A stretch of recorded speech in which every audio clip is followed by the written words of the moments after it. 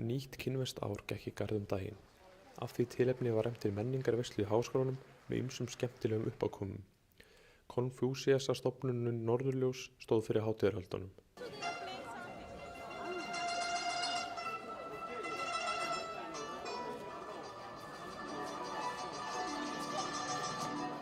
Árið sem nýgengið í garð ár hrútsins en það talið einkennast af óreiðu og upplausn. Nýtt ár í Kína ekki alltaf á sama tíma ársins eins og við þekkjum það. Magnús Björnsson, forstöðumaður Konfúsíusarstofnunarinnar, líkir þessu við páska hjá okkur. Aðspurður sagði hann stöðugt fleiri koma á hátíðarhöld á vegum stofnunarinnar og honum sýnist áhugi Íslendinga á kínverskri menningu vera stöðugt að aukast.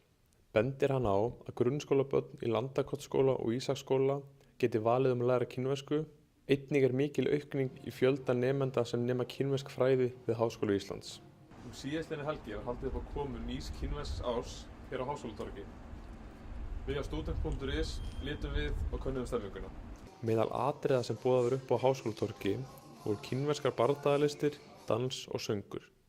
Sendiherra Kína á Íslandi flutti stutt ávarp sem og Arnþór Helgason, vináttusendiherra Kína á Íslandi.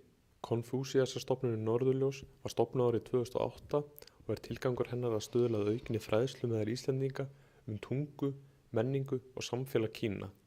Það gert með námskeiðum, fyrirlestrum, ráðstefnum, kvikmyndasýningum og öðrum viðburðum. Boðið var upp á léttar veitingar, vorrúllur og kínverskt te. Einnig var fólki boðið að prófa sig áfram við að föndra kínverskt tákn og máta kínversk klæði.